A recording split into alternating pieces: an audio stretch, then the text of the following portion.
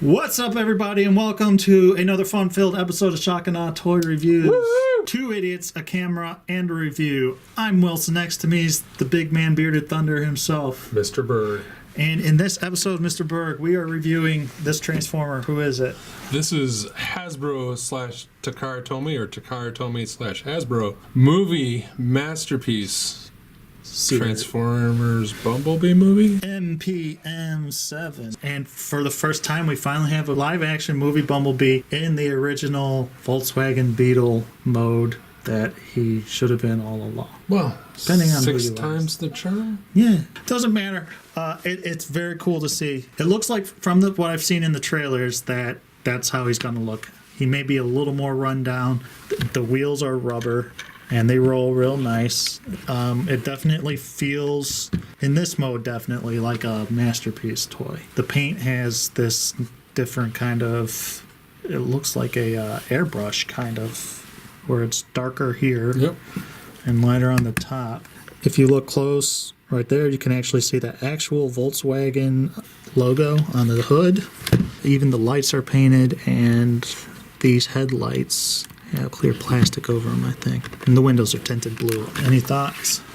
I can't believe they call this a masterpiece paint job. Yeah. It's awful.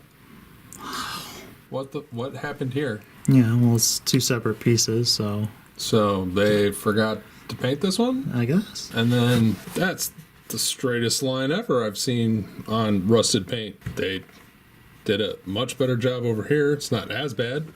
This is almost kind of passable. I can For see the your price of point. this, that's embarrassing. What also is disappointing to me is this is just a very simple and loose plastic that isn't painted. It's just gray, and in a lot of the shots that you see, it definitely looks silver, more along the lines of this right here, this silver. They did paint the handles. And They everything. did. It's very inconsistent paint job all around. Hopefully that's just my copy. I doubt it. You doubt it? For those who appreciate being able to store accessory weapons on the vehicle mode, or the alt mode, he attaches Stinger blade and his Stinger gun together, just like that. And then these two holes here peg into these two things on the bumper. The exhaust pipes, possibly? I guess. It looks ridiculous. They tried, I like it when third-party companies do it a lot better. They're able to hide it like under the car, or even some masterpieces have done it better. I like it because if I have them in this mode, I don't have to worry about losing the things. I can just put it on and then have it displayed like that. Not have to worry about it too much. Sure. So it's, at least they tried. They put that effort in. So as you have to do in these reviews, let's do some size comparison. This is the movie studio series. Crap. Looks good. Crap. How dare you, sir? Movie masterpiece series Voyager Optimus. Crap. The other masterpiece Bumblebee. This is the movie masterpiece Barricade. Studio series Voyager Ironhide. Last Night's Hot Rod. And of course a Titan's Return Wolf. Legend size. And robot mode. Here he is. As for his transformation, it's what you would pretty much expect from a masterpiece series Transformer. Probably a little simpler because I was able to figure out how to transform him from car to robot for the first time without looking at instructions. It's not all of it's intuitive, but if you've done it one way, I don't see how you would have a problem doing it backwards. So in terms of the look of them, you can see the elements from the new Bumblebee movie, such as different feet. The chest is different, and I have actually the battle mask on, which we can get to later. But he also has, just like the other masterpiece Bumblebee, very similar doors. They've done this kind of thing before where the wheels fold back and the doors are the wings, which I actually don't really like the look of, especially from the back, because of these pieces as well hang down. I really like the way he looks in a lot of the shots from the trailer where you don't see the doors. They seem folded down. I like that slender look. I literally paid no attention to any of the trailers until they showed me, oh, look, you could have done it right the entire fucking time. In terms of paint and everything, there's not much new. A lot of it's plastic that anything we haven't really talked about. He's got some nice metal parts down in here that cover his feet area. Yeah, I believe it's die cast. Yeah. Taking, again, that I hate this design. Mm-hmm. And I can't believe that they fixed the car but couldn't fix the robot. Again, it's very well done for what it is. All my paint issues in car mode are now hidden because all the pieces are different now, so they don't need to match up. The sculpt is great. The sculpt work in here, I don't know what this is supposed to be. It's the inside of the tire. Looks awesome. Tons of detail. What is a neat little kind of feature, too, is he's got nipple rockets, so these pieces lift up. What is unfortunate about it, though, that I do not like is these things don't tab in any way, shape or form that I can tell, which is very disappointing because sometimes when you're moving them up, he's got a nip slip. Now, I'm guessing it's something that is in the movie. I like it. I like the hidden weapon kind of thing. I haven't paid enough attention to how much I hate the movie Bumblebee design, so I can't tell whether his chest is now more G1 that I like or if it's always been that. In the G1 cartoon, his chest is actually the hood of the car. Right. This reminds me of the hood of the car, even though it's the rear hood. Because it's one of those things where like that's the front of the car. That's a piece of a car that I can tell. That's not a fucking tire. So he's very articulated, like most Masterpiece robots are. He's got all the standard points. The only thing on the top half of him that he can't really do is look up. He barely gets any head tilt, but he can spin his head around.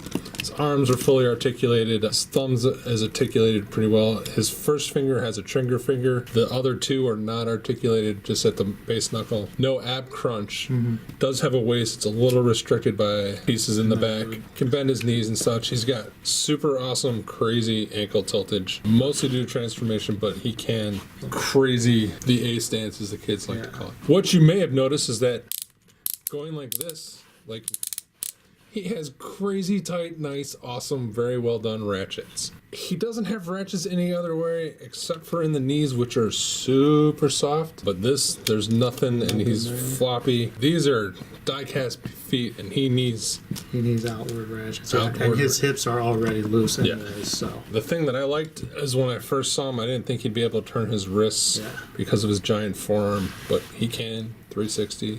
For accessories, he's got this awesome blade that there's that spot right there on his arm. Sure? It tabs in, but you got to get it just right, and it doesn't tab in like flat the way you would expect it to, and it does kind of pop out a little easy every now and then, especially if you don't get it in right. You've got his Stinger Blaster, I think is how they call it, and this is an interesting way that they have you put it in.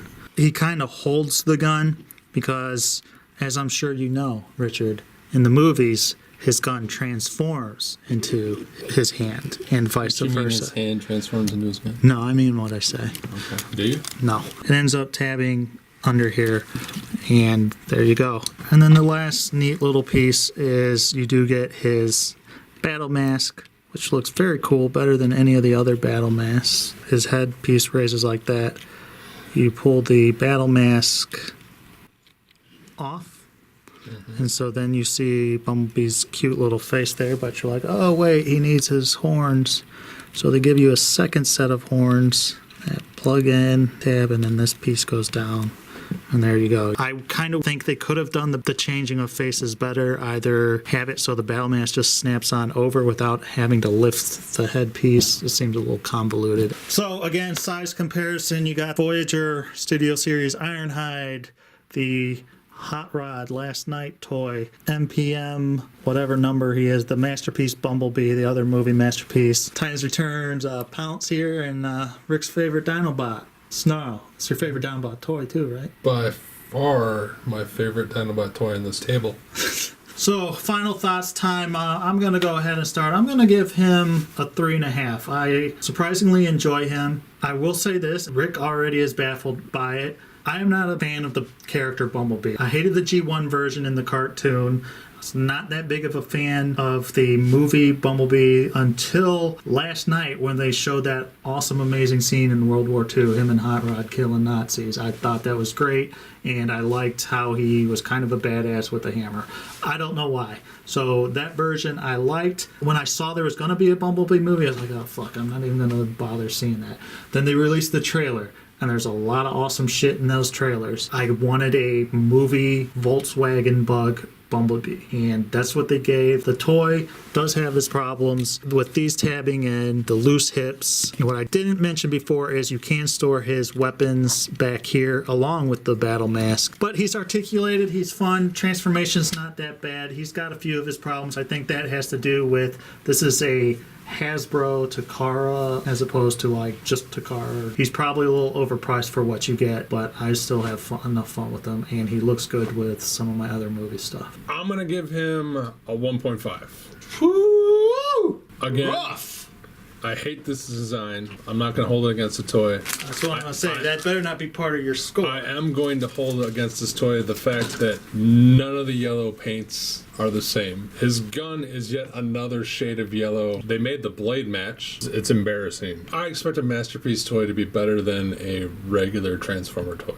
I agree. I would not think this is a Masterpiece except for the die-cast pieces. At a 70 to 80 to 90 to whatever, he's way overpriced. The floppiness is maybe just your copy. I kind of doubt it. The bumpers look terrible once you pointed that out. The fact that his chest doesn't tab in, inexcusable for a toy at this price point. I will say too, this bumper tends to fall out a lot, especially when you're transforming them, so that's a bummer. The pieces that had fallen off of them luckily are just snapped in, but that's part of the problem, is that's why they're falling off. So they're just snapped in. Do you agree, and I kind of think this, that the quality of the Masterpiece toys in general overall, whether they're movie or not, have kind of gotten worse over time than what they used to be? Well, as I've only have one Masterpiece toy, can't say for sure. Okay. Because the only Masterpiece toys I played with are yours. My one Masterpiece guy, my Rambo, is awesome. But he's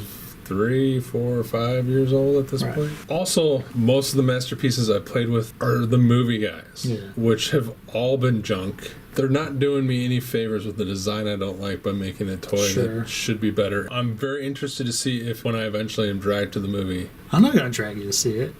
I barely want to see it myself. Bullshit. I'm surprisingly excited about it. When they showed me Shockwave, I was in. That's been it for this episode of Shock and Awe Toy Reviews. Please give it a thumbs up or a thumbs down, however you feel. We would prefer the thumbs up. Leave a comment below if you have any thoughts, if you have this guy, what you think, or if you're excited for the movie. If you'd like to support us on Patreon, it does help us continue doing the show. If you don't have any money to give or don't feel that it's worth it, that's fine too, because you can watch a lot of our reviews here for free. But tell us why you hate us. Yeah, sure. But check out the tiers, because there is exclusive content that you can get. Even for $1, you'll get an exclusive review every month. Thanks for watching, and until next time. I got no Bumblebee quotes. Yep. Couldn't find one.